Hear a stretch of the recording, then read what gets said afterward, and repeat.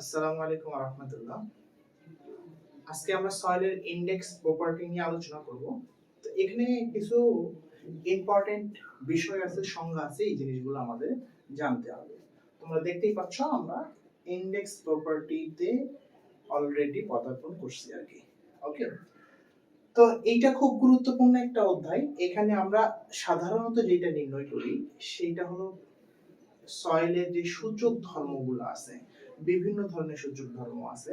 তো সেই সূচক ধর্মগুলোকে আমরা এখানে ডিফাইন করব। তার মধ্যে একটা হলো পার্টিকেল সাইজটা কেমন হবে। সয়েলের মধ্যে তো অসংখ্য কণার সমন্বয়ে গঠিত হয়। এই কণা বা পার্টিকেল সাইজ বা পার্টিকেলের ডায়ামিটারটা কতটুকু, সেইটা নিয়ে আমরা এই প্রথম ক্লাসে আলোচনা করব। ওকে, তো এখানে আসার পরেই আমাদের সয়েল কয়েক ধরনের এই সম্পর্কে জানতে হবে। সাধারণত সয়েলকে যদি আমি ডিফাইন করি তাহলে আমরা দেখব যে ওয়েল গ্রেডেড সয়েল আছে আর কি। ওয়েল গ্রেডেড সয়েল আছে। একটা হলো কি, এক নাম্বার হলো যে well graded soil.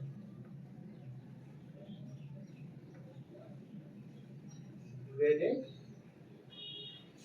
Well grade মানে আমরা কি বলতেছি, এটাকে সুবিন্যস্ত মৃত্তিকা। অয়েল গ্রেডেড সয়েল সুবিন্যস্ত মৃত্তিকা, অর্থাৎ যেই মৃত্তিকার মধ্যে কি হবে, সকল ধরনের পার্টিকেল বিদ্যমান থাকবে, সকল ধরনের কণা বিদ্যমান থাকবে, তাকে আমরা অয়েল গ্রেডেড সয়েল বলবো আর কি।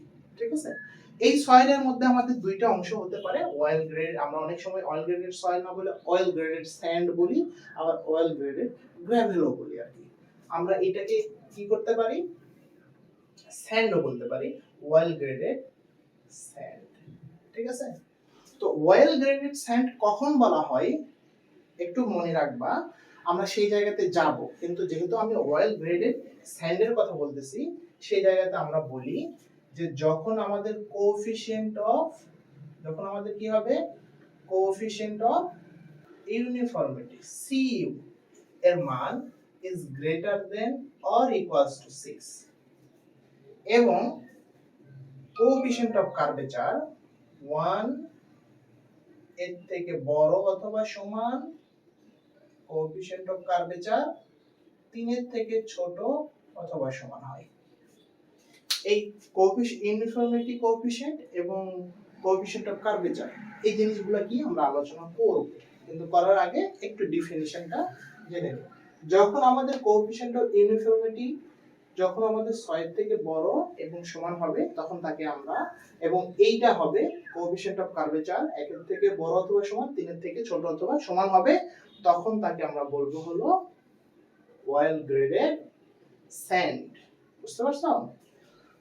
তারপরে আসো ওয়েল গ্রেডেড গ্রাভেলের কথা যদি বলি, 2 নাম্বার ওয়েল গ্রেডেড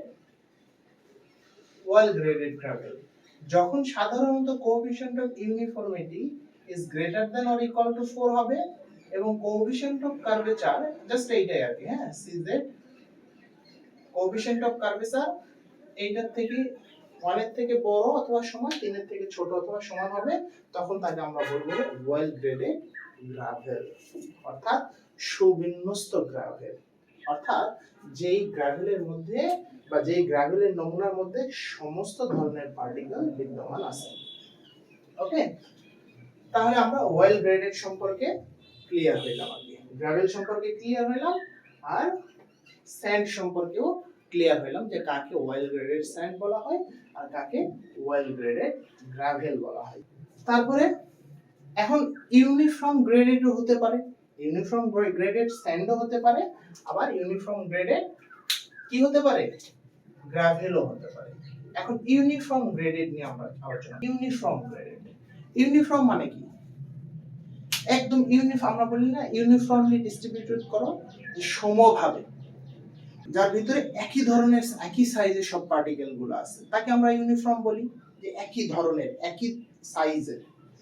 তো ইউনিফর্ম গ্রেডেড পার্টিকেল তখন হয় যখন আমাদের curvature, coefficient of curvature CU এর মান ইকুয়াল টু 1 হবে, তখন আমরা সেই পার্টিকেল ডিস্ট্রিবিউশনকে বা গ্রেডেশনকে আমরা বলবো হলো কি ইউনিফর্ম গ্রেডেড, অর্থাৎ CU এর মান যদি 1 হয়। ওকে, সিইউ এর মান যখন 1 হবে তখন তাকে আমরা ইউনিফর্ম গ্রেডেড বলবো। বুঝতে পারছো? আচ্ছা, আরো একটা বাকি রয়ে গেল, সেইটা হলো gap graded. Gap graded, gap graded বলতে কি বোঝায়, যে নমুনার মধ্যে ধরো তুমি একটা মৃত্তিকা নিছো, অনেক একদম লুজ মৃত্তিকাগুলো নিছো অনেক, সেইটা তুমি গ্রেডেশন করবা সিভ অ্যানালাইসিস এর মাধ্যমে। আমরা পার্সেন্ট অফ ফাইনার বাহির করব, এর উপরে এটাকে সেমিলগ গ্রাফে, আমি তোমাদেরকে এই জিনিসটা দেখাবো, টেনশন নিও না। তো সেমিলগ গ্রাফে যখন পার্সেন্ট অফ পাসিং এবং তার সাইজের যখন আমরা কার্ভ অঙ্কন করব, ওখান ওই কার্ভটাকে আমরা বলি হলো গ্রেডেশন কার্ভ। বুঝতে পারছো? আচ্ছা, আমরা এই জিনিসটা প্র্যাকটিক্যালি দেখবো, আমি তোমাদেরকে ওই টাইপের অঙ্ক করায় দেবো। তো ধরো তুমি একটা নমুনা নিছো, এটা একটা মৃত্তিকার একটা নমুনা। এই নমুনার মধ্যে তো অনেক সময় দেখা যাবে কি সব ধরনের পার্টিকেল কণা নাই, কিছু পার্টিকেল সাইজ মিসিং আছে, হতেই পারে এরকম। তো যখন সব ধরনের পার্টিকেল কণাগুলা এই নমুনার মধ্যে উপস্থিত থাকবে না, কিছু পার্টিকেল মিসিং থাকবে, তো তখন এই ধরনের গ্রেডকে আমরা বলবো হলো গ্যাপ গ্রেডেড। বুঝতে পারছো? সাধারণত গ্যাপ গ্রেডেড কখন হয়, যখন সাধারণত সিইউ কোএফিশিয়েন্ট অফ ইউনিফর্মিটি, ইউনিফর্মিটির মান ইজ লেস দ্যান 1 হয়, ইজ লেস দ্যান 1 হয়, তখন তাকে আমরা বলি হলো গ্যাপ গ্রেডেড। বুঝতে পারছো? তো তুমি যদি এই সমস্ত সয়েলে ওয়েল গ্রেডেড, ইউনিফর্ম গ্রেডেড কে আমরা কিন্তু পোর গ্রেডেডও বলি, এটার নাম আরেকটা আছে পোরলি গ্রেডেড। পোরলি গ্রেডেড, এটার নাম আরেকটা কি বলতো, পোরলি গ্রেডেড। অর্থাৎ ওয়েল গ্রেডেড হতে পারে আমাদের সয়েল, ইউনিফর্ম বা পোরলি গ্রেডেড হতে পারে, আবার হতে পারে গ্যাপ গ্রেডেড। তো তুমি যদি এই তিনটা সয়েল, ওয়েল, ইউনিফর্ম অথবা পোরলি অথবা গ্যাপ গ্রেডেড সয়েলের ডিস্ট্রিবিউশন কার্ভ অঙ্কন করো সেমিলগে, তাহলে কার্ভ কিছুটা হাইপোথেটিক্যালি এরকম পাবো আর কি। আমি তোমাদেরকে জাস্ট একটু দেখাই দিচ্ছি কার্ভটা কেমন হবে। ওকে, ধরো তুমি সেমিলগ গ্রাফ নিছো, জাস্ট এই গ্রাফটা মনে রাখো, সেটা হতে পারে সেমিলগ গ্রাফ। হ্যাঁ, হতে পারে কি সেমিলগ গ্রাফ। তো সেমিলগ গ্রাফের অ্যাক্সিস তুমি বিভিন্ন দিকে নিতে পারো, হয়তোবা তুমি অ্যাক্সিস লেফট সাইডে নিতে পারো, হরিজন্টাল যে ওয়াই অ্যাক্সিস হবে, রাইট একদম নিচে হলো তুমি নিতে পারো হলো এক্স অ্যাক্সিস। আবার অনেকে অঙ্ক করার সুবিধার জন্য রাইট সাইডে ওয়াই অ্যাক্সিস নাই আর লেফট সাইডে এক্স অ্যাক্সিস নাই আর কি। অর্থাৎ এইটা হলো পার্সেন্ট অফ পাসিং এর অ্যাক্সিস, ঠিক আছে? পার্সেন্ট অফ পাসিং, এখানে কেউ লেফট সাইডে নিতে পারে অ্যাক্সিস, তুমি লেফটে নাও বা রাইটে নাও, ইট ডাজন্ট ম্যাটার। কিন্তু কি হয়, তুমি যদি লেফটে অ্যাক্সিসটা নাও, আর এটা হলো পার্টিকেলস ডায়ামিটার, পার্টিকেল এক্স অ্যাক্সিসে থাকে, তো তুমি যদি রাইটে কি নাও, পার্সেন্ট অফ পাসিং এর স্কেলটা নাও রাইটে হরিজন্টাল স্কেলে, তাহলে তোমার কার্ভটা একটু সুন্দর হয়, একটু ওয়াইড হয়, প্রশস্ত হয়, সেখান থেকে ক্যালকুলেশন করা বা দাগানোটা সহজ হয়। আর তুমি যদি লেফটে পার্সেন্ট অফ পাসিং এর ইয়েটা নাও, তুমি যেই দিকে ইচ্ছা নিতে পারো, এটা হলো তোমার উপরে ডিপেন্ড করে, that's up to you. Percent of passing, আর এটা হলো particle diameter.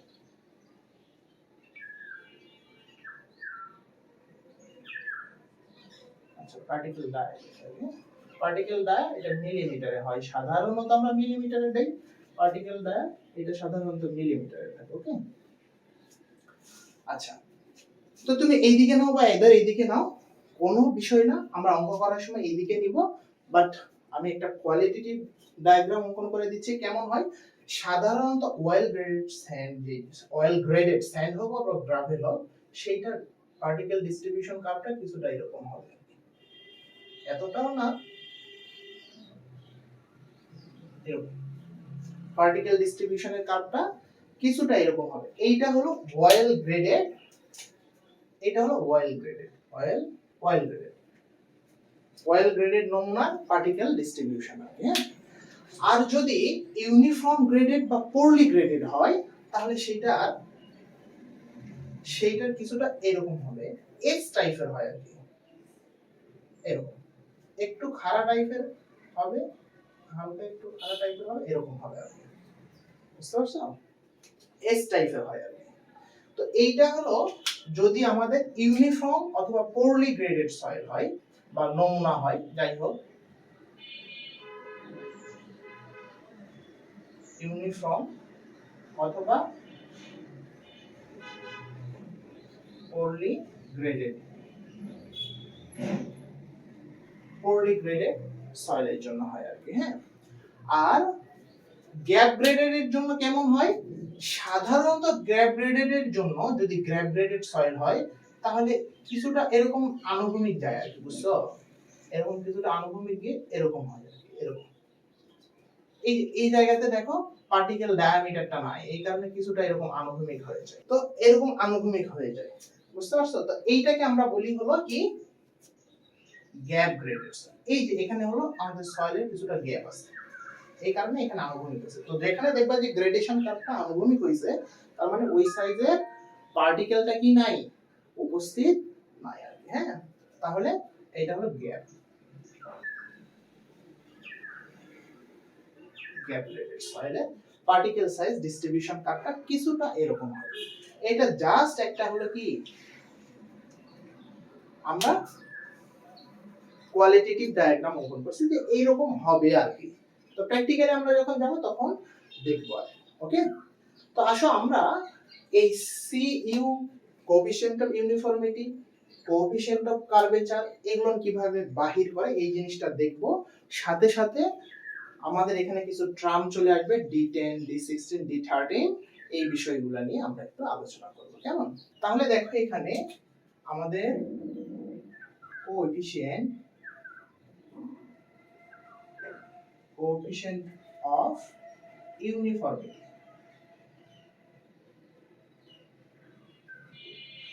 Coefficient of uniformity, তো এইটাকে আমরা কি দ্বারা প্রকাশ করি? CU, coefficient of uniformity, equal to আমরা লিখব হলো কি D60 plus divided D10। D60, এই D60 বলতে বোঝায় হলো পার্টিকেল ডায়ামিটার, এই D দ্বারা বোঝায় হলো ডায়ামিটার, আর 60 দ্বারা বোঝায় হলো পার্সেন্ট অফ পাসিং, ঠিক আছে? D দ্বারা বোঝায় হলো পার্টিকেল ডায়ামিটার, আর 10 দ্বারা বোঝায় পার্সেন্ট অফ পাসিং। ওকে, তো এইটা হলো আমাদের সূত্র, যে কোএফিশিয়েন্ট অফ ইউনিফর্মিটি সূত্র। এই যে দেখো আমরা যেটা CU বাহির করি, কোএফিশিয়েন্ট অফ ইউনিফর্মিটি, তাহলে এটার মান কখন কি হলে well graded sand, well graded gravel হয়, এখন তোমরা নিশ্চয়ই বুঝতে পারতেছো। আর একটা হলো কোএফিশিয়েন্ট অফ কার্ভেচার, আর একটা কি বলো তো? Coefficient of curvature, coefficient of curvature. তো কোএফিশিয়েন্ট অফ কার্ভেচারের সূত্র কি? CZ, তাই না? CZ ইকুয়াল টু কি হবে? এই যে দেখো coefficient of curvature CZ equal to D30 এর উপরে স্কয়ার, D30 এর উপরে square divided D10 into D60, D10 into D60, এটা হলো কোএফিশিয়েন্ট অফ কার্ভেচারের সূত্র। এখান থেকে আমরা কোএফিশিয়েন্ট অফ কার্ভেচার বাহির করি। তাহলে এখন এইখানে D10, D16 যাই হোক না কেন, এই D দ্বারা বোঝায় হলো পার্টিকেল ডায়ামিটার, ঠিক আছে? পার্টিকেল ডায়ামিটার,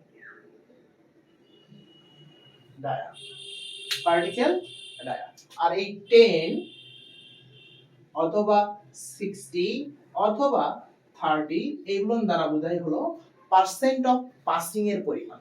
পার্সেন্ট অফ, এই যে এখানে যেটা আমরা জানি আর কি, পার্সেন্ট অফ পাসিং এর একটা স্কেল থাকে আর পার্টিকেল ডায়ামিটার একটা স্কেল থাকে। তো D দ্বারা ডায়ামিটার, আর 10, 60 বা 13 বা যাই থাকুক না কেন সেটা দ্বারা কি বোঝায়? পার্সেন্ট অফ পাসিং এর পরিমাণ, পার্সেন্ট অফ পাসিং এর পরিমাণ সেটা দ্বারা বোঝায় আর কি, বুঝতে পারছো? আর D10 কাকে বলে, এটা কি জিনিস, এগুলো নিয়ে আমরা একটু আলোচনা করব। ওকে, আশা করি এই পর্যন্ত তোমরা ক্লিয়ার হইছো।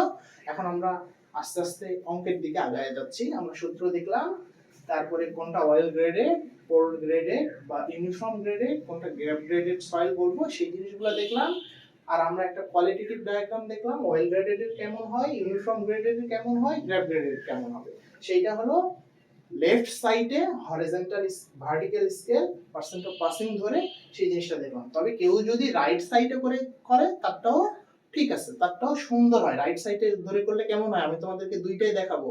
রাইট সাইডে স্কেল যদি তুমি পার্সেন্ট অফ পাসিং এর ধরো তাহলে কাপটা দেখবে একটু সুন্দর হচ্ছে, একটু ওয়াইড হচ্ছে, প্রশস্ত হচ্ছে আর কি, ভালো লাগে দেখতে আর কি। ওকে, আচ্ছা তাহলে এখন আমরা D10 সম্পর্কে আলোচনায় যাব। আচ্ছা এখন আমরা আলোচনা করব কি নিয়ে? D10, D13, D16 নিয়ে, তাই না? D16 নিয়ে, D10 আমরা আলোচনা করব, সরি D10 নিয়ে, D30 নিয়ে আর D60 নিয়ে, তাই না? আচ্ছা তাহলে আমরা কিছুক্ষণ আগে দেখলাম D দ্বারা কোণার আকারকে বোঝায়, আর 10, 30 বা 60 দ্বারা কি বোঝায়? পার্সেন্ট অফ পাসিং এর পরিমাণ। ফর এক্সাম্পল ধরে নাও তুমি একটা নমুনা সিভ অ্যানালাইসিসের জন্য নিছো, অনেক নমুনা নিছো, মৃত্তিকার নমুনা অনেকগুলা তুমি সিভ অ্যানালাইসিসের মধ্যে নিছো। তো এই নমুনার মধ্যে D10 বলতে আমরা প্রথমে D10টা বুঝি। এই নমুনার মধ্যে D10 এর আরেকটা নাম আছে কিন্তু, মৃত্তিকার বা নমুনার কার্যকারী আকার। এর আরেকটা নাম কি? যে কার্যকারী আকার। কি নাম এর?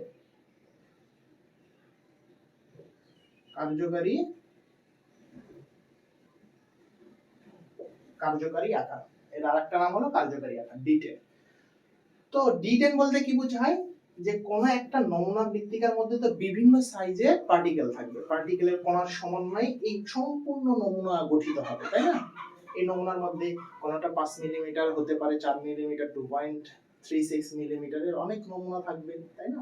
তো D10 বলতে বোঝায় নমুনার মধ্যে উপস্থিত মৃত্তিকার ওই কণাকে, নমুনার মধ্যে ভালো করে বুঝো, নমুনার মধ্যে D10 বলতে বোঝায় নমুনার মধ্যে উপস্থিত নমুনা পার্টিকেলের ওই কণাকে, যেই কণা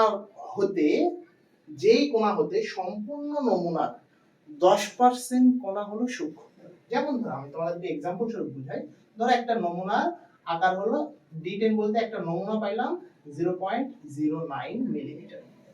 তো 0.09 মিলিমিটার বলতে বোঝাবে D10 0.09 মিলিমিটার বলতে বোঝাবে যে এই নমুনার ভিতরে 0.09 মিলিমিটার অপেক্ষায় 10% নমুনা, এই নমুনার 10% নমুনা হলো ছোট, পার্সেন্ট অফ পাসিং যেটা হলো 0.09 মিলিমিটার থেকে 10%, টোটাল নমুনার 10% এই আকার হতে ছোট, এবং 90% নমুনা এই আকার হতে বড়। তো টোটাল নমুনার ওই পার্টিকেল সাইজকে বলা হয় D10, বা ওই পার্টিকেলের ডায়ামিটারকে বলা হয় হলো D10। আমি আরেকবার বলতেছি, একটু ক্লিয়ার হও। D10 বলতে বোঝায় কোন একটা নমুনার ভিতরে উপস্থিত ওই পার্টিকেলের ডায়া, যে ডায়া হতে টোটাল নমুনার 10% পার্টিকেল হলো ছোট, এবং 90% পার্টিকেল হলো ওই ডায়ামিটার থেকে বড়। নমুনার ওই ডায়ামিটারকে বা নমুনার ভিতরে উপস্থিত পার্টিকেলের ওই ডায়ামিটারকে বলা হয় হলো D10। আমি D10 এর কথা বললাম, সরি D60 এর কথা যদি বলি, D60 তাহলে এখানে বুঝতেছি হলো D দ্বারা পার্টিকেল সাইজ, আর 60 দ্বারা বুঝতেছি পার্সেন্ট অফ পাসিং। অর্থাৎ নমুনার মধ্যে উপস্থিত ওই পার্টিকেল সমূহের ডায়ামিটারকে D60 বলা হয়, যে ডায়ামিটার থেকে নমুনার 60%, নমুনা টোটাল নমুনা 60% পার্টিকেলের ডায়ামিটারটা হলো ছোট, এবং 30% নমুনার টোটাল নমুনার 30% নমুনার ডায়ামিটারটা বড়। নমুনার ওই পার্টিকেল ডায়ামিটারকে বলা হয় D60। ফর এক্সাম্পল ধরো এটাকে আমি বললাম হলো এত, এক্সাম্পল স্বরূপ আমি জাস্ট বলতেছি, ধরো যে 0.6 মিলিমিটার। D60 বলতে তুমি একটা পার্টিকেল ডায়া পাইলা 0.6 মিলিমিটার, তাহলে এই 0.6 মিলিমিটার কি বোঝাবে? যে এই নমুনার মধ্যে উপস্থিত 0.6 মিলিমিটার থেকে 60% নমুনা ছোট। আর D60 এই আকার বলতে বোঝায়, D0.06 মিলিমিটার বলতে বোঝাবে যে এই নমুনার মধ্যে উপস্থিত মোট নমুনার 30% 0.06 মিলিমিটার থেকে বড়। এই D60 দ্বারা এই জিনিসটা মিন করে। ঠিক অনুরূপ ভাবে D30 দ্বারা এই জিনিসটা মিন করবে যে টোটাল নমুনার 30% নমুনার ডায়া এই ডায়া হতে ছোট এবং 60% নমুনার ডায়া বা নমুনার সাইজ আকার এই D30 এর আকার থেকে বড়। বুঝতে পারছো? তো নমুনার ওই আকারকে যখন যে আমাদের এই কন্ডিশনটা মিট করবে তখন ওই আকারকে বলবো হলো D60, D30, D10 যখন আমাদের এই কন্ডিশনটা মিট করবে। তো আশা করি D60, D30 আর D10 কি জিনিস এই জিনিসটা তোমরা বুঝতে পারছো। তো এখন আমরা এই গ্রেডেশন কার্ভ অঙ্কন করে D60, D30, D10 বাহির করে অঙ্ক একটা সলিউশন করব গ্রাফে আঁকিয়ে, যাতে তোমরা গ্রেডেশন কার্ভটাও ক্লিয়ার হও, D60, D30, D10 এই জিনিসটাও তুমি ক্লিয়ার হয়ে যাও। এই জন্য আমরা একটা বড় অঙ্ক করব। যদি এই ধরনের অঙ্কগুলো কম্পিটিটিভ এক্সামে আসবে না সাধারণত, তোমরা যারা ইউনিভার্সিটি লেভেলে গিয়ে পড়াশোনা করবা তো তখন দেখবে যে ইউনিভার্সিটিতে এই টাইপের অঙ্কগুলো আসবে। তো তখন ওর জন্য হলেও বা এখনো যদি ক্লিয়ার হতে চাও তাহলে সেই জিনিসটা জানা তোমাদের জন্য জরুরি।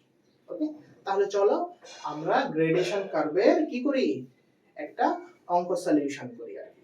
আর এইটা হলো সেম এজ তোমরা হলো আমার বইয়ের ওই যে percent of passing silt and clay অঙ্কগুলো করছো, পার্সেন্ট অফ ফাইনার বাইর করতে হয়, সেম এজ চালনী বিশ্লেষণের অঙ্ক, জাস্ট একটা সেমিলগে চালনী বিশ্লেষণের অঙ্ক করার পরে সেমিলগে একটা আমাদেরকে গ্রাফ অঙ্কন করতে হবে। আর এই গ্রাফ থেকে আমরা এই তিনটা ভ্যালু বাহির করে নেব। তো চলো আমরা তাহলে গ্রাফ অঙ্কন করার কাজে লেগে পড়ি। তাহলে দেখো আমরা এই অঙ্কের হলো গ্রেডেশন কার্ভ অঙ্কন করব। ওকে, এই যে আমাদের অঙ্কটা দেওয়া আছে আর জাস্ট আমি সলিউশন করে রাখছি এই কারণে যে আমরা ইঞ্জিনিয়ারিং ম্যাটেরিয়ালস এর ভিতরে জানি যে চালনী বিশ্লেষণের অঙ্ক কিভাবে সলিউশন করতে হয়। এখানে শুধু একটা ঘর অতিরিক্ত, তারপরেও আমি তোমাদের এফএম এর অঙ্কের মধ্যে এই percent of finer silt and clay এর পরিমাণ বাহির করতে পার্সেন্ট অফ পাসিং বা পার্সেন্ট অফ, ওখানে আমি লিখছিলাম পার্সেন্ট অফ ফাইনার আর পার্সেন্ট অফ পাসিং একই জিনিস, একই কথা। তো এখানে এই ঘরটা শুধু অতিরিক্ত আসবে, এখানে এফএম নির্ণয় করতে হয় না। আর আরেকটা বিষয়, চালনী বিশ্লেষণে আমরা এফএম এর অঙ্ক করতে যে কোর্স এগ্রিগেট এবং ফাইন এগ্রিগেটের জন্য কিছু স্ট্যান্ডার্ড চালনী ছিল, কিন্তু এটা তো সয়েল পার্টিকেলের জন্য করতেছি। আমরা চালনী বিশ্লেষণে যেই চালনীগুলো নিব সবগুলাই আমাদেরকে এখানে হিসাবের মধ্যে আসবে আর কি। এখানে কোনো বাদ যাওয়া বা নিচেরটার সাথে যোগ করা স্ট্যান্ডার্ড আছে এরকম কিছু থাকবে না। ওকে, সবগুলাই আমরা ক্যালকুলেশন করব। তো আমাদের সিপ আর রিটেইনটা দেওয়া আছে। তো আমি কি করছি যে সিপ থেকে এই যে ইউএস সিপ দেওয়া আছে, এখান থেকে এই 4 নাম্বার সিপের আকার কত মিলিমিটার সেই জিনিসগুলো একটু লিখে নিছি। তোমরা জানো যে 4 নাম্বার সিপের আকার হলো 4.75 মিলিমিটার। তো 10 এর কত, 20 এর কত, 40 এর কত, 60 এর কত, 80 এর কত, 100 এর কত, 200 এর কত, 0.075 মিলিমিটার। এবং আমি বোঝার সুবিধার জন্য এই ঘরটা আমি লিখে দিছি যে এটার আকার কতটুকু, ডায়ামিটারটা কতটুকু, এটা তো এত মিলিমিটার করে এটা ডায়া। হ্যাঁ, আর রিটেনটা তো আমাদের দেওয়াই আছে।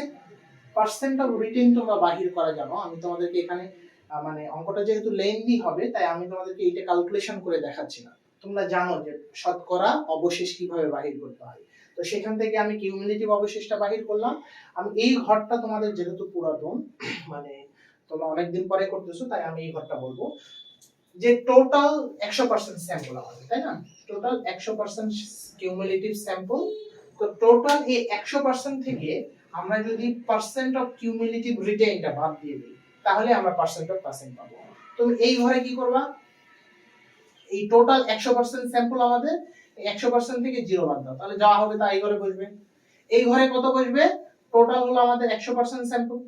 তো এখানে আমাদের কিউমুলেটিভ রিটেইন কত আছে 5.48, তাহলে মাইনাস 5.48 যদি বাদ দিয়ে দেই তাহলে আমি এখানে পার্সেন্ট অফ রিটেইন পাবো। প্রত্যেক ঘরে এরকম আমাদের টোটাল স্যাম্পল থেকে বাদ দেবে, যেহেতু আমরা এটা কিউমুলেটিভ রিটেইনটা বাদ দিচ্ছি, তার মানে কি টোটাল স্যাম্পলের একটা অংশ বাদ দিচ্ছি। কিউমুলেটিভ মানে কি উপরে সবগুলো স্যাম্পল যোগ, তার মানে কি টোটাল স্যাম্পলের অংশ চলে আসবে। এইজন্য টোটাল স্যাম্পল থেকে আমাদের শুধু কিউমুলেটিভ রিটেইনটা বাদ দিতে হবে। তাহলে 13.71 যদি বাদ দাও তাহলে কি আসবে, এইভাবে পার্সেন্ট অফ রিটেনের মান চলে আসবে। তো এইভাবে আমি সবগুলো পার্সেন্ট অফ রিটেনের মান ক্যালকুলেশন করে নিয়েছি। এই পার্সেন্ট অফ রিটেনের মান যদি বাহির হয়ে যায়, তারপরে আমরা কি করতে পারবো, এখন গ্রেডেশন কার্ভ অঙ্কন করতে পারবো। গ্রেডেশন কার্ভে তোমরা জানো আমরা কোয়ালিটেটিভ একটা গ্রেডেশন কার্ভ দিয়েছিলাম, সেখানে কি ছিল, দুইটা অংশ ছিল। আমি তোমাদেরকে লেফট সাইড বা রাইট সাইড, এটা ডাজন্ট ম্যাটার, তোমরা লেফট সাইডে ভার্টিক্যাল স্কেল নিতেছো না রাইট সাইডে নিবা, এটা ডাজন্ট ম্যাটার, তোমাদের ইচ্ছা হবে। তো এক সাইডে ছিল কি percent of passing, percent of, আর এটা কি ছিল পার্টিকেল ডায়ামিটার, মিলিমিটারে, আর এটা ছিল হলো লগ স্কেল, তাই না? এটা ছিল হলো কি লগ স্কেলে। তো এই যে তার মানে আমাদের কি কি নিতে হবে, কি কি নিয়ে কার্ভটা অঙ্কন করতে হবে, পার্সেন্ট অফ পাসিং, এই যে এই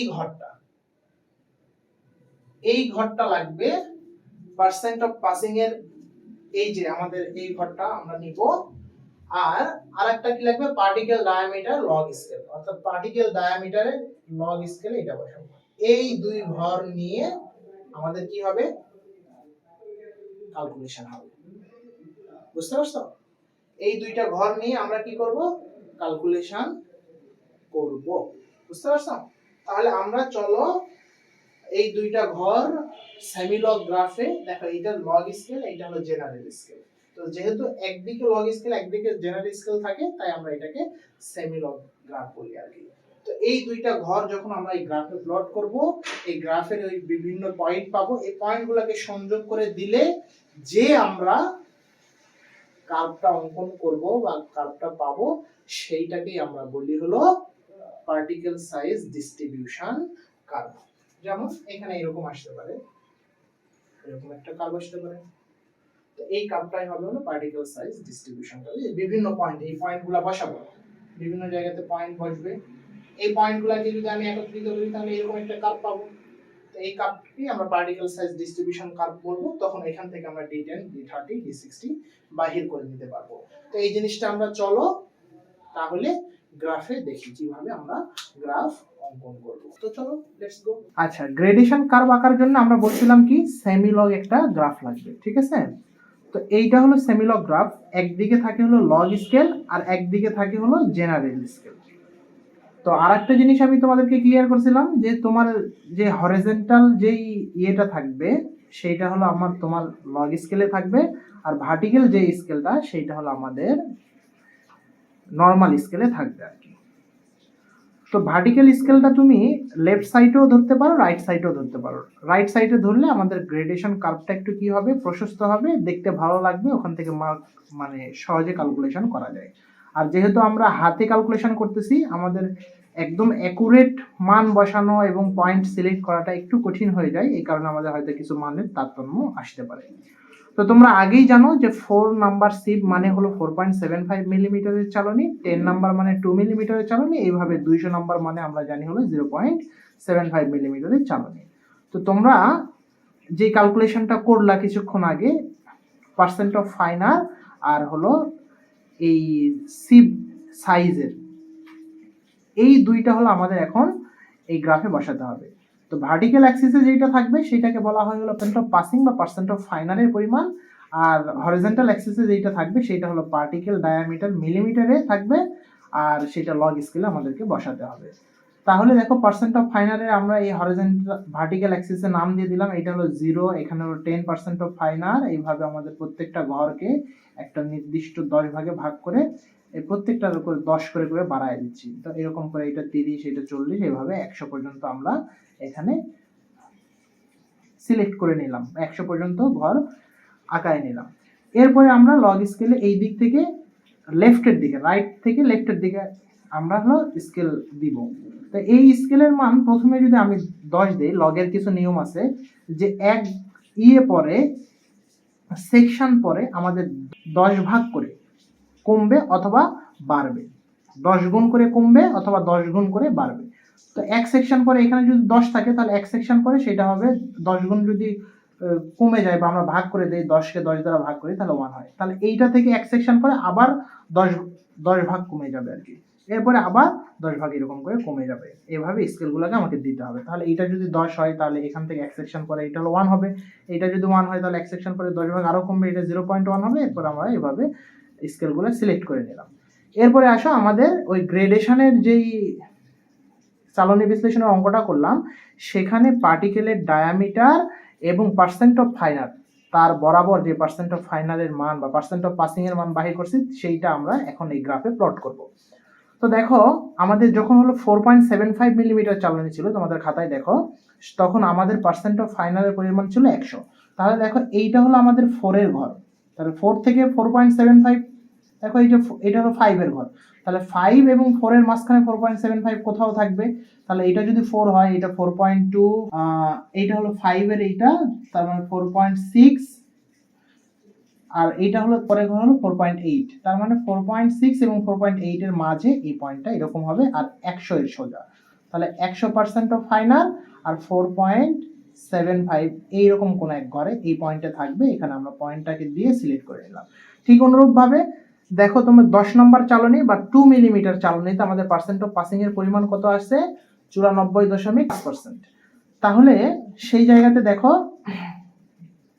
2 মিলিমিটার, এই যে দেখো 2 মিলিমিটারের ঘর, এটা হলো 10 ছিল 9 এইভাবে এসে এটা 2 মিলিমিটার, তাহলে 2 মিলিমিটার পার্সেন্ট অফ পাসিং এর পরিমাণ 94.5, তাহলে এইটা হলো 90, আর এখান থেকে 92, 94, এটা হলো 96, তাহলে 94 এবং 96 এর মাঝে কোথাও একটা থাকবে এরকম একটা পয়েন্ট যেখানে 94.5 হতে পারে, এরকম পয়েন্ট একটা সিলেক্ট করে দিলাম যে 2 পার্টিকেল ডায়ামিটার আর পার্সেন্ট অফ পাসিং এর পরিমাণ 90, 92, 94, 94.5 এরকম একটা পয়েন্ট একটা চোখের আন্দাজে সিলেক্ট করে দিলাম। যেহেতু আমাদের এটা একটা চোখের আন্দাজে দিতেছে এই কারণে আমাদের গ্রেডেশন কার্ভে কিছু কম বেশি হতে পারে। ঠিক অনুরূপ ভাবে বাকি পয়েন্টগুলো তোমরা এইভাবে সিলেক্ট করে নেওয়ার পরে আমরা এই পয়েন্ট থেকে একটা পয়েন্টে সংযোগ করে দেব, এরকম করে সংযোগ করে দেব, সংযোগ করে দিলে যে কার্ভটা পাবো সেইটাকে আমরা গ্রেডেশন কার্ভ বলি। আমরা চেষ্টা করবো যে একটু স্মুথ করে দেওয়ার জন্য যাতে একটু দেখতে সুন্দর হয়। তো এই হলো আমাদের গ্রেডেশন কার্ভ আমরা পেয়ে গেলাম। এখন এই গ্রেডেশন কার্ভের এই পার্সেন্ট অফ D60 আমরা বাহির করব যে D60 এর মান কত।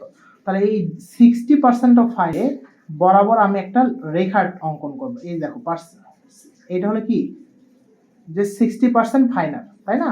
তাহলে D60 আমি বাহির করতে চাচ্ছি, এই 60% ফাইনাল বরাবর আমি একটা একদম হরিজন্টাল লাইন অঙ্কন করলাম 60% বরাবর। এটা হলো আমাদের 60% এর হরিজন্টাল লাইন। এই 60% এর হরিজন্টাল লাইন এই কার্ভের যে পয়েন্টে সেট করছে সেই পয়েন্ট থেকে একটা ভার্টিক্যাল লাইন আমরা এক্স অ্যাক্সিস এর উপরে অঙ্কন করব। খেয়াল করো এখানে এই পয়েন্টে সেট করছে, এখান থেকে যদি আমি এক্স অ্যাক্সিস এর উপরে এক ভার্টিক্যাল লাইন সংযোগ করি সেইটা যে সেট করবে সেই জায়গার মানটাই বুঝাবে হলো D60 এর মান। তাহলে এই পয়েন্টটাই হলো আমাদের এই পয়েন্টটাই কি D60 নির্দেশ করবে। এটার মান কত আসে দেখো, খেয়াল করো D60 এর মান কত আসে। এইটা হলো আমাদের 3 এর ঘর, তাই না? এই যে এইটা হলো আমার 3 এর ঘর, এই যে খেয়াল করো স্কেলটা আমি দিছি, এই স্কেল এটা হলো 3 এর ঘর। 3 এর ঘর থেকে আমাদের এক ঘর পরে কিছু দূর পরে আমাদের সেট করছে। তার মানে এটা যদি 3 হয় দেখো এখান থেকে এই পর্যন্ত হলো 3.3 থেকে এই পর্যন্ত, অর্থাৎ 0.3 থেকে এই পর্যন্ত হলো 0.2, তাহলে আমাদের 3 থেকে কমতেছে আস্তে আস্তে, তাই না? তাহলে 3 থেকে 2 এর মধ্যে আমাদের এখানে 10টা ভাগ আছে, এইটা হলো 0.3 এর ঘর, হ্যাঁ এইটা হলো 0.3 এর ঘর, এই যে খেয়াল করো এখানে 0.3, তাহলে 0.3 এর পরে যে ঘরটা আছে সেটা হলো 0.29 এর ঘর, 0.29 থেকে একটু ভিতরে আছে, তার মানে হতে পারে আমাদের এটা 0.288 বা 280 এরকম হতে পারে, তার মানে আমরা 0.2287 একটা মান আমরা ধরে নিলাম যে আমাদের D60 এটা হবে কত 0.287।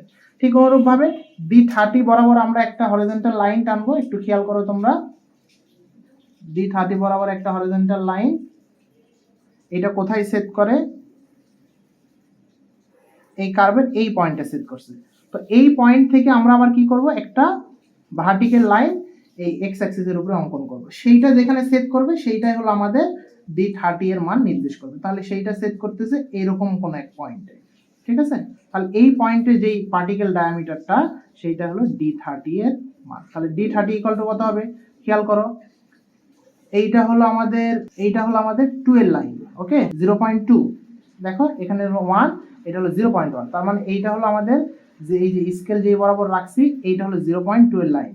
তাহলে 0.2 থেকে আমাদের 10 ভাগ কমতেছে, তার মানে এটা হলো 0.19, 0.18, 0.17, তার মানে D30 ইকুয়াল টু আমাদের দাঁড়াবে হলো 0.17, একদম 0.170, ঠিক আছে? ঠিক অনুরূপ ভাবে যদি আমরা D10 অঙ্কন করি, দেখো এই যে 10টা এই যে 10% অফ পাসিং যেখানে সেট করবে এই বরাবর আমরা একটা হরিজন্টাল লাইন টানবো। এই হরিজন্টাল লাইন যেই পয়েন্টে সেট করছে সেখান থেকে যদি আমরা একটা ভার্টিক্যাল লাইন টানি, তাহলে ভার্টিক্যাল লাইন যে পয়েন্টে সেট করবে সেইটাকে আমরা D10 বলবো। তাহলে এই পয়েন্টটা হবে D10 এর পয়েন্ট। তাহলে এই পয়েন্টের মান কত আসবে, দেখো এই যে দেখো খেয়াল করো, এইটা হলো 0.15 নির্দেশ করতেছে, এইটা হলো 0.001, সরি 0.1, তাহলে 0.15, 0.2 এইভাবে আসতেছে। তার মানে D10 ইকুয়াল টু দাঁড়াবে কত, 0.15, তাহলে 0.15 পাইলাম। তো এইভাবে হলো আমাদের D10, D60 আর D30 বাহির করতে হয়। তবে আমাদের পরীক্ষার হলে প্রশ্নের মধ্যে কি থাকবে, এই মানগুলো তোমাকে দিয়েই দিবে, তোমাকে কার্ভ অঙ্কন করতে হবে না, কম্পিটিটিভ এক্সামে এত সময় পাবা না। D30, D60, D10 এর মান তোমাকে এইভাবে কার্ভ থেকে ওরা বাহির করেই প্রশ্নের মধ্যে দিবে। জাস্ট তুমি শুধু কি করবা, কোএফিসিয়েন্ট অফ ইউনিফর্মিটি আর কোএফিসিয়েন্ট অফ কার্ভেচারটা নির্ণয় করবা। তাহলে এখন তুমিই বলো যে আমাদের কোএফিসিয়েন্ট অফ ইউনিফর্মিটির সূত্র কি হবে? আমরা কি জানি আমাদেরকে বাহির করতে বলছে, এগুলো বাহির করতে বলছে, সাথে সাথে কোএফিসিয়েন্ট অফ ইউনিফর্মিটি বাহির করতে বলছে। তাহলে আমরা সূত্র কি জানি, coefficient of uniformity equal to D60 divided D10, D60 divided D10। তাহলে D60 এর মান পাইলাম আমরা কত, 0.287, তাই না? এই যে এখানে পাইছি 0.287, আর D10 এর মান কত, 0.15। এইটা ক্যালকুলেশন যদি আমি করি তাহলে যেটা পাবো সেইটাই হলো আমাদের কোএফিসিয়েন্ট অফ ইউনিফর্মিটির মান, 0.287 ভাগ 0.15, তাহলে কত আসে, 1.91 কোএফিসিয়েন্ট অফ ইউনিফর্মিটির মান। আর কোএফিসিয়েন্ট অফ কার্ভেচারের মান কত হবে, CZ equal to coefficient of curvature, আমরা জানি কি D30 এর উপরে square divided D10 into D60, তাই না? তাহলে সেখান থেকে যদি মান বসাই, D30 এর মান কত আসছে আমাদের, 0.17, তাহলে 0.17 এর উপরে স্কয়ার ডিভাইডেড 0.15 ইনটু 0.287, তাহলে কত আসে এখানে আমাদের মান, তাহলে 0.17 এর উপরে স্কয়ার, 0.17 এর উপরে স্কয়ার ডিভাইডেড 0.15 ইনটু 0.287, তাহলে কত আসবে, 0.67। তো এইটাই হলো আমাদের অ্যান্সার। কোএফিসিয়েন্ট অফ ইউনিফর্মিটি একটা অ্যান্সার, কোএফিসিয়েন্ট অফ কার্ভেচার এইটা একটা অ্যান্সার। তো আমাদের পরীক্ষার হলে শুধু আমাদের D10, D60, D13 দিয়ে দিবে, তোমাদেরকে শুধু এই কোএফিসিয়েন্ট অফ ইউনিফর্মিটি আর কোএফিসিয়েন্ট অফ কার্ভেচারটা বাহির করতে হবে। আর কোনো ঝামেলা নাই যে তোমাদেরকে এই গ্রাফ অঙ্কন করে বাহির করতে হবে। হ্যাঁ, এই গ্রাফটা তোমরা যখন ভার্সিটিতে উঠবা বা ভার্সিটিতে পড়বা সেই সময় তোমাদেরকে গ্রাফ অঙ্কন করে হয়তো ভার্সিটির সেমিস্টার ফাইনাল পরীক্ষাতে আসতে পারে। তো সেমিলগ গ্রাফটা কিভাবে হয়, কিভাবে অঙ্কন করতে হয়, জাস্ট এই জিনিসটা আমি তোমাদের সামনে একটু বোঝানোর জন্য গ্রাফে আসলাম। তাছাড়া আমার একদম ইচ্ছাই ছিল না গ্রাফে আসা, শুধু এইটুকু দিয়ে অঙ্ক করাইতে পারতাম। তো তোমাদের যত এক্সাম্পল গুলো আছে সব এই সূত্র শুধু অ্যাপ্লিকেশন করবা, অঙ্ক হয়ে যাবে। সূত্র শুধু ডাটা দেওয়া থাকবে, সূত্র অ্যাপ্লিকেশন করবা, অঙ্ক হয়ে যাবে, জাস্ট এনাফ। তো এই ছিল আজকের ক্লাস, আশা করি তোমরা ক্লাসটা বুঝতে পারছো। আরো পরবর্তীতে আমরা ওই যে স্টকস ল নিয়ে আলোচনা করব, এই ক্লাসেরই আরো একটা অংশে স্টকস ল নিয়ে আলোচনা করব। তো চলো আমরা স্টক ল নিয়ে আলোচনা করি। এখন আমরা এই যে পার্টিকেল সাইজ ডিস্ট্রিবিউশন কার্ভ দেখলাম, coefficient of uniformity, coefficient of curvature কিভাবে বাহির করতে হয় সেই জিনিসগুলো নিয়ে আমরা আলোচনা করলাম। তো ওখান থেকে আমরা ডায়ামিটারটার একটা ধারণা পাইছি। তো পার্টিকেল ডায়ামিটার বাহির করার জন্য আমাদের আরো একটা পদ্ধতি অনুযায়ী আমরা করি, যেটাকে বলি আমরা হলো হাইড্রোমিটার অ্যানালাইসিস।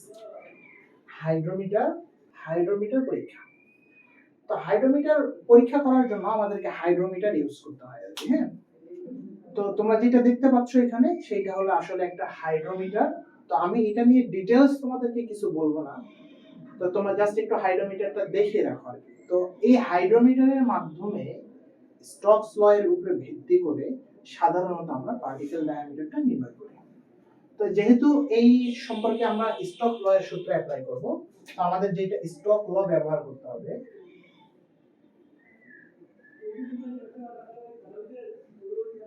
অথবা এটাকে আমরা বলি হলো প্রান্তিক বেগের সূত্র। প্রান্তিক বেগ v এই হাইড্রোমিটার অ্যানালাইসিস থেকে আমরা এইটা পাই। এটা আমার টেম্পারেচারের জন্য কারেকশনে হয়, জাস্ট আমরা কারেকশনগুলো দেখব ম্যাথমেটিক্যাল সলিউশনের জন্য কতটুকু প্রয়োজন সেই জিনিসটা নিয়ে আমরা আলোচনা করব।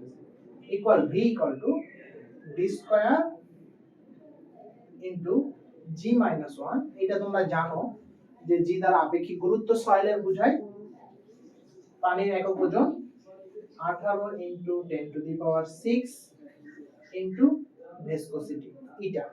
ঠিক আছে, তো আমরা যখন এই ফরম্যাটটা ইউজ করব, এই ফর্মটা প্রান্তিক বেগের এই ফর্মটা গঠনটা ইউজ করব। প্রান্তিক বেগের বিভিন্ন গঠন আছে আর কি, সূত্রের উপরে কনভার্ট করে এক একজন এক এক রকমের শিখায়। তো বিভিন্ন গঠনের মধ্যে এই একটা গঠন। তো এই গঠনের মধ্যে v যেটা থাকবে সেটা হলো মিটার পার সেকেন্ডে, বুঝতে পারছো? আর d পার্টিকেল ডায়ামিটার, এই d দ্বারা বোঝায় হলো পার্টিকেল ডায়ামিটার, বা আমরা বলতে পারি কণার আকার বা কণার ব্যাস। কণার ব্যাস d আর এটা হলো বেগ বোঝাবে, সেটেলমেন্ট বেগ। এই যে তুমি কি বলে এই হাইড্রোমিটারের উপরে কি করবা, নমুনাটাকে ছেড়ে দিবা আর কি, সাসপেনশন করে সাসপেনশন নমুনাটা ছেড়ে দিবা, তো পার্টিকেল কণাগুলো থিতায় একটা বেগে পড়বে তলাতে। তো সেই বেগ কতটুকু সেটা, এটাকে আমরা প্রান্তিক বেগ বলতেছি। ওকে, এটা হলো ভেলোসিটি। তাহলে d হবে এখানে মিলিমিটারে। g তোমরা জানোই আপেক্ষিক গুরুত্ব, এটা আমি আর লিখলাম না। গামা w এটাও জানো পানির একক ওজন, তবে এখানে একটা জিনিস মনে রাখতে হবে, গামা w কিন্তু হলো কিলো নিউটন পার মিটার কিউবে হবে, কারণ এটা আমরা সেই ফর্ম ইউজ করতেছি, এইভাবে আমাদেরকে ইউজ করতে হবে। আর এখানে যে সান্দ্রতার একক আছে ভিসকোসিটি, এটা হলো সান্দ্রতা। সান্দ্রতার একক হবে কি, সান্দ্রতার একক হবে হলো kilo newton second per metre square. Kilo newton second per metre square, এই ফরম্যাটে আমাদেরকে ইউজ করতে হবে। তাহলে আমাদের v জানা থাকলো, যদি এটা জানা থাকে, যদি সান্দ্রতা জানা থাকে, তো পানির আপেক্ষিক গুরুত্ব যদি জানা থাকে, তাহলে আমরা পার্টিকেল ডায়ামিটারটা বাহির করতে পারবো মিলিমিটারে। তো সরাসরি এই সূত্র যদি আমরা অ্যাপ্লাই করি, তাহলে সেই ক্ষেত্রে আমরা কি পেয়ে যাব, পার্টিকেল ডায়ামিটারটা বাহির করতে পারবো। আবার অনেক সময় চাই এরকম যে যে এই যে ওখানে তুমি যে সাসপেনশনটা হাইড্রোমিটারের উপরে ছাড়লা, পানির উপরে হাইড্রোমিটারের উপরে যে সাসপেনশনটা ছাড়লা, সেইটা থিতায় পড়তে কতটুকু সময় নেবে, হাইড্রোমিটার ওই পার্টিকেল যে থিতায় পড়বে সেটা কয় মিনিটে বা কয় ঘন্টায় বা কত দিনে থিতায় পড়বে, এই জিনিসটা অনেক সময় চাই। তো সেই ক্ষেত্রে আমরা যদি বেগকে এগুলো সব পেয়ে যাই, তাহলে আমরা হাইড্রোমিটারে কি ওখানে আমরা কি জানি বলো তো, হাইড্রোমিটারে কিন্তু আমরা কি জানি, ওখানে হাইটটা জানি আমরা। তাহলে আমরা কি লিখতে পারি, আমরা কিন্তু সূত্র জানি যে বেগ যদি জানা থাকে, সময় যদি জানা থাকে, তাহলে ডিসটেন্স ট্রাভেল h কি হবে, v t। সে কতটুকু ডিসটেন্স ট্রাভেল করলো, উপরে ছাড়ছি সে ধরো যে 1 মিটার ডিসটেন্স ট্রাভেল করলো, 5 সেন্টিমিটার কি বলে 0.5 মিটার ডিসটেন্স ট্রাভেল করলো, অথবা ধরো যে হলো 0.15 মিটার ডিসটেন্স ট্রাভেল করলো। তাহলে আমাদের ডিসটেন্সটা জানা আছে, সে কত মিটার ট্রাভেল করলো, ভেলোসিটিটা আমি জানি, তাহলে কত সময়ে সে ট্রাভেল করলো সেই জিনিসটা পাবো না, h/v। ঠিক আছে, তাহলে আমরা যদি ভেলোসিটি জানা থাকে, আর হাইটটা তো আমরা ওই টেস্ট থেকে পাবোই বা আমাদের প্রশ্নের মধ্যে দেওয়া থাকবে, তো সেখান থেকে আমরা সময় কত সময় নিবে সে সেটেল হতে বা থিতায় পড়তে, সেই সময়টাও আমরা ক্যালকুলেট করতে পারবো। তো মোটামুটি ধরো এই দুইটা সূত্র তোমাদের বাহির লাগবে স্টোক ল এর ক্ষেত্রে। তো এটা টেস্ট আছে, একটা বড় টেস্ট করে আমরা এই জিনিসটা পাই আর কি। তো যেহেতু এটা হলো স্টোকসের সূত্র, তাই আমরা এটাকে স্টোকস ল হিসাবে জানি। তো খুবই সিম্পল একটা অঙ্ক। তোমরা যদি কি করো, শুধু সূত্র মনে রাখো, তার অঙ্কগুলো সমাধান করতে পারবা। আর যদি টেস্ট সম্পর্কে তোমাদের জানার আগ্রহ থাকে, আমি কোনো এক সময় বিভিন্ন প্রকার টেস্ট নিয়ে একটা এক্সপ্লেনেশন দিব, যে ওখানে বিভিন্ন প্রকার টেস্ট, এই সেই টেস্টের ব্যাখ্যা থাকবে যে এই টেস্টগুলো কিভাবে করা হয়। ওকে, তাহলে আসো আমরা এই রিলেটেড প্রান্তিক বেগের সূত্র দিয়ে পার্টিকেল ডায়ামিটার কিভাবে বাহির করতে হয়, সেটেলিং টাইম কিভাবে বাহির করব, যে সেটেল হতে কত সময় লাগলো, এই রিলেটেড দু একটা অঙ্ক দেখে আজকের মতো আমাদের ইন্ডেক্স প্রপার্টি এই ক্লাসটা শেষ করব। আচ্ছা দেখো, ধরো যে এই অঙ্কটা আমাদের একটা দেওয়া আছে আর কি, হ্যাঁ। তো অঙ্কের মধ্যে বলতেছে 0.6 মিলিমিটার আকারের কণা বিশিষ্ট একটি মাটির নমুনা 4.7 মিটার গভীর এবং n ইকুয়াল টু, অর্থাৎ সান্দ্রতা কি বলে, এটা ইকুয়াল টু সান্দ্রতা দেওয়া আছে 0.01 পয়সার তরলের তলায় থিতিয়ে পড়তে কত সময় লাগবে, জি ইকুয়াল টু যদি এত হয়, জি ইকুয়াল টু যদি এত হয়। ওকে, এই প্রশ্নটা দেওয়া আছে। তো আমরা প্রথমে আসলে একটু পয়েস নিয়ে আলোচনা করি। তোমাদের সাথে হয়তো পয়েস নিয়ে আলোচনা করা হয়নি। আসলে পয়েসটা হলো সান্দ্রতার একক। সান্দ্রতা তরলের ওই ধর্ম যেটা তরলের গতিপথে বাধা সৃষ্টি করে, অর্থাৎ শিয়ার স্ট্রেস দিবে আর কি। তো তরলের ওই ধর্মকে বলা হয় সান্দ্রতা। তো সান্দ্রতা একক হলো পয়েস। আমরা কি বলি, পয়েস। এই পয়েস কিন্তু হলো যখন সান্দ্রতার একক ডাইনে প্রকাশ করা হয়। এই পয়েস মানে হলো যখন আমরা সিজিএস এ প্রকাশ করব সান্দ্রতার এককে, ডাইন সেকেন্ড পার সেন্টিমিটার স্কয়ার, একে বলা হয় হলো পয়েস। বুঝতে পারছো? একে আমরা কি বলি, পয়েসের ভিতরে কি, তার মানে পয়েস কি নিয়ে গঠিত, ডাইন সেকেন্ড পার সেন্টিমিটার স্কয়ার, এইটাকে আমরা পয়েস বলি, পয়েসের একক আর কি, হ্যাঁ। তো এইটাকে আমরা না বলে বলি হলো পয়েস। ওকে, আর এক poise equal to 1 gram centimetre into second, 1 gram centimetre into second হয়। বুঝতে পারছো? তারপরে এক পয়েস ইকুয়াল টু যদি আমরা লিখি 0.1 newton newton second per metre square লেখা যায়। এখান থেকে যদি কনভার্ট করি এটা আসবে, যদি কিলো নিউটনে প্রকাশ করি 10 to the power -4 kilo newton second per metre square, কেজিতে কনভার্ট করলে 0.1 একই আসবে। হ্যাঁ, যাই হোক, এই তিনটা মনে রাখলে হবে, আরো আছে তোমরা দেখতে পারো আর কি। তো এক পয়েস ইকুয়াল টু, আমাদের মেইন টার্গেট থাকবে যে পয়েস যদি থাকে, আমাদের অঙ্ক করার জন্য আমরা যে সূত্রটা দেখছি সেটা ফরম্যাট কি ছিল বলতো, কিলো নিউটনে কনভার্ট করা। পয়েস থেকে, পয়েস থাকলে তো হবে না, আমাদেরকে সান্দ্রতার একক কিসে কনভার্ট করতে হবে, kilo newton second per metre স্কয়ারে কনভার্ট করতে হবে, তাই না? তাহলে আমাদের পয়েসের সাথে kilo newton metre per second square এককে পয়েসের সম্পর্কটা আমরা বুঝতে পারছি, যে এক পয়েস সমান সমান 10 to the power 4 kilo newton second per metre square. এটা হলো পয়েসের সাথে আমাদের সম্পর্ক, kilo newton second per metre স্কয়ারে। বুঝতে পারছো? এখান থেকে আমরা কি করব, কনভার্ট করব। তো আসো তাহলে আমরা অঙ্কগুলো একটু সলিউশন করি। এখানে আমাদের বেগ দেওয়া আছে, তাই না? তাহলে খেয়াল করো, এখানে আমাদের কি দেওয়া আছে, বেগ দেওয়া আছে, পার্টিকেল ডায়ামিটার দেওয়া আছে। আমাদের মূলত টার্গেট হলো সময়টা বাহির করতে হবে, আর টি বাহির করার জন্য আমাদের বেগ লাগবে, তাই না? তাহলে আমরা ডাটাগুলো লিখে নিই, অঙ্ক সুবিধার্থে ডাটাগুলো এখানে লিখে নিলাম। ডাটা, পার্টিকেল ডায়ামিটার দেওয়া আছে 0.6 মিলিমিটার, তাই না?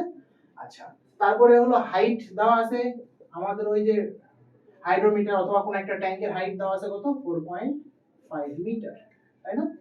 এরপরে হলো আমাদের সান্দ্রতার একক দেওয়া আছে 0.01 পয়েস।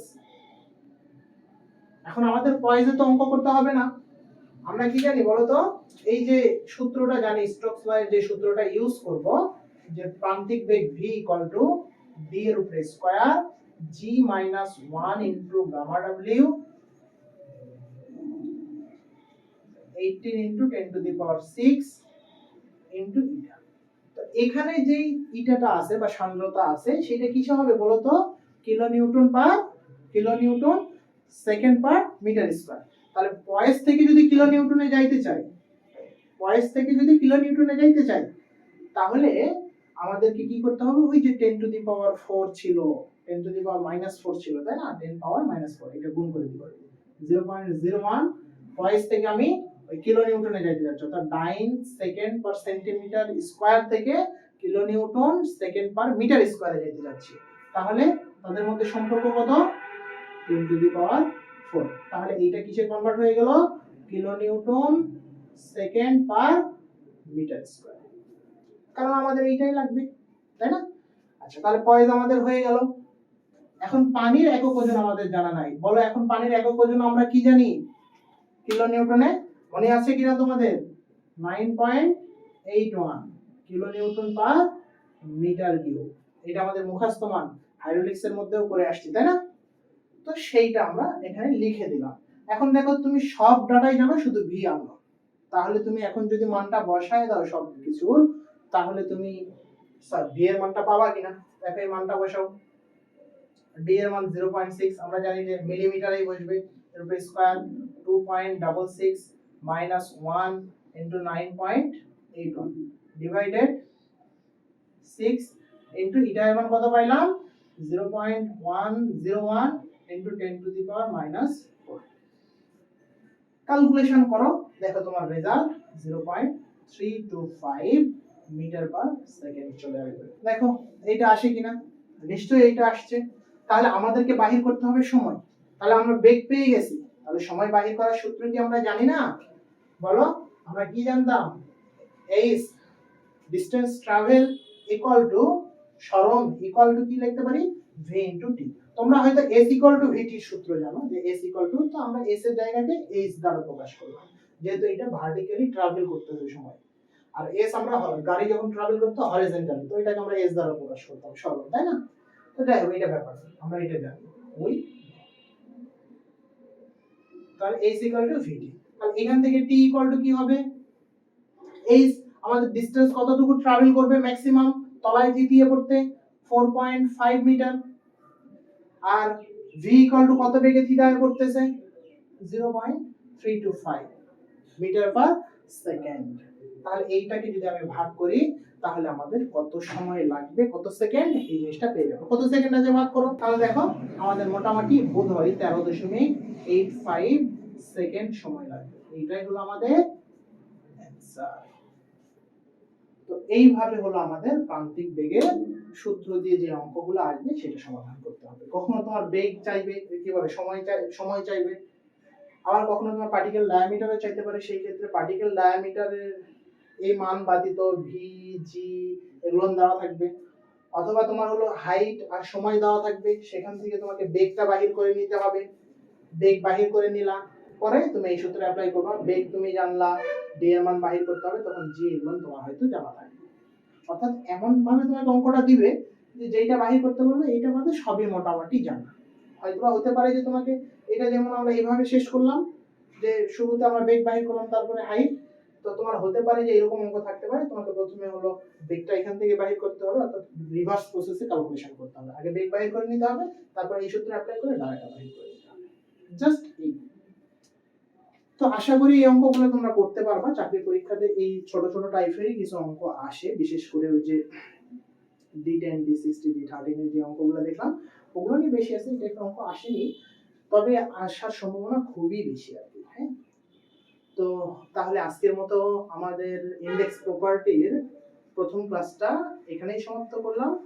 নেক্সট ক্লাসে তোমাদের ইন্ডেক্স প্রপার্টির আরো টপিকস নিয়ে, ইন্ডেক্স প্রপার্টির আসলে অনেকগুলো বৈশিষ্ট্য আছে, অনেকগুলো ধর্ম আছে, এই ধর্ম নিয়ে আমরা পরবর্তী ক্লাসগুলোতেও আলোচনা করব ইনশাআল্লাহ।